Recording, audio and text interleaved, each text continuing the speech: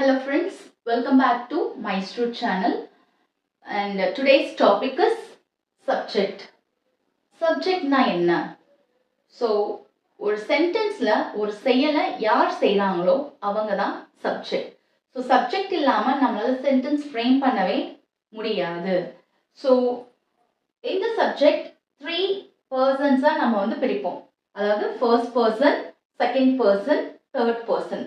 தமிழ்ல பாத்தீங்கன்னா தன்மை, முன்னிலை, படர்க்கை அப்படின்னு சொல்லுவோம்.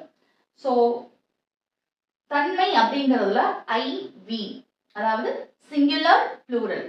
ஸோ ஐனா நான், வீனா நாங்கள், முன்னிலையில யூ யூ. ஸோ மேக்சிமம் இங்கிலீஷ்ல வந்து என்னன்னா you represents the plural form. தமிழ்ல நீ நீங்கள்னு சொல்லுவோம், பட் இங்கிலீஷ்ல யூங்கிறது வந்து we will consider only in the plural form. And comes to the third person, அதாவது படர்க்கை. he, she, it, they. இல்ல he, she, it அப்படிங்கிறது சிங்குலர், they அப்படிங்கிறது plural.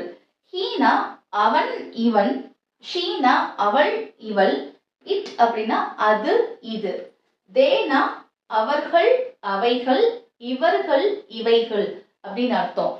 ஸோ சப்ஜெக்ட் தெரிஞ்சாதான் according to the number of subjects அது சிங்குலரா ப்ளூரலா அப்படின்னு தெரிஞ்சு we can apply the correct form of verb. Hope you understand what is a subject. So next video la let's learn how to apply the verbs for simple present tense according to the number of subjects. Until stay